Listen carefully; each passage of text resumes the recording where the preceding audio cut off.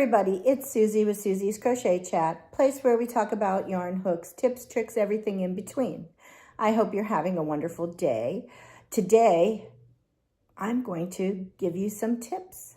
So I hope most of you have seen that I'm doing the Battle of the Stiches, which was a collaboration with Teresa from Critters Crochet and Heather at Strings and Threads. And they invited me to join for the month of September.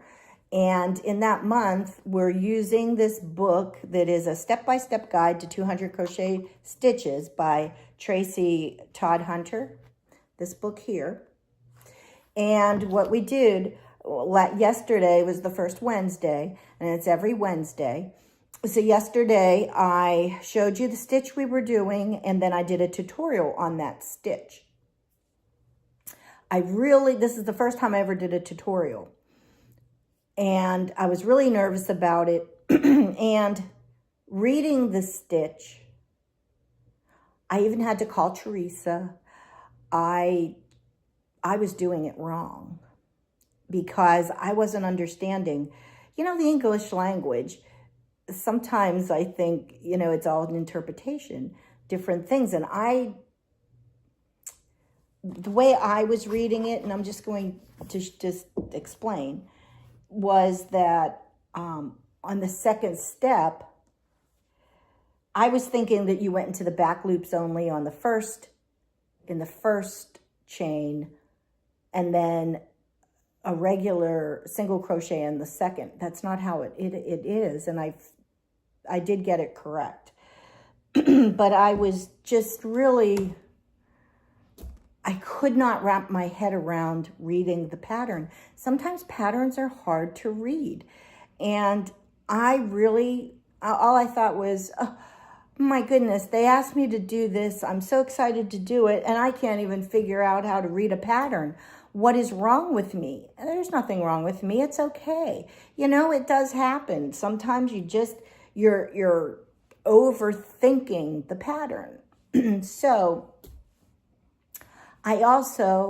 I'm in it's not a crochet group. Krista from the Secret Yarnery.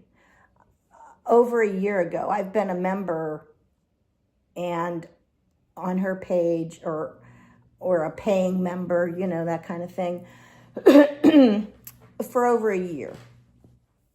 At that time, she had if you did whatever, you could talk to her through WhatsApp. And I don't think she offers that anymore, but the people that were originally in there, we get to be on there. So I asked in that group, because there's chats and different things. And I asked in the group, hey, can somebody help me with this pattern? Because Teresa, she explained, and it's still in my head. I couldn't unthink what I was thinking. That happens.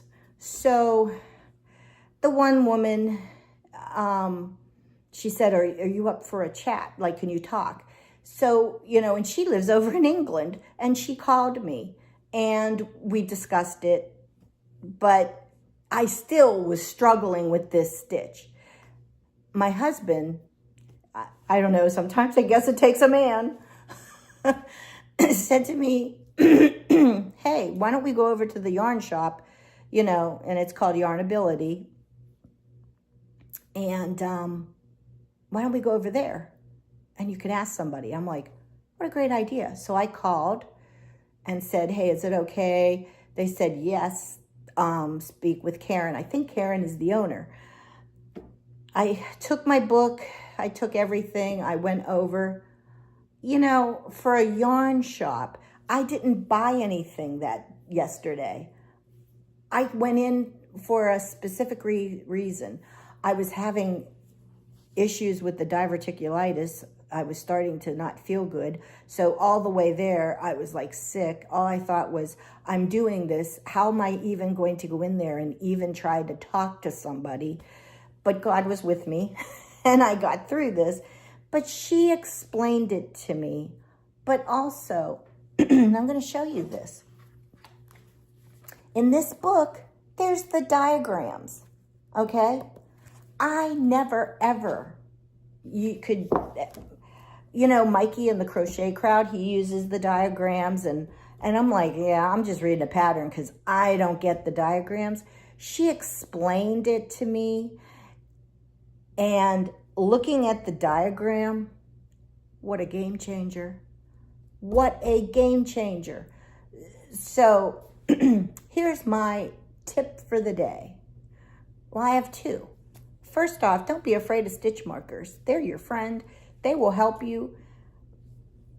It might slow you up, but if you want it done right, use a stitch marker. It doesn't have to be just for the first row or what. Use that stitch marker. That's what I'm doing.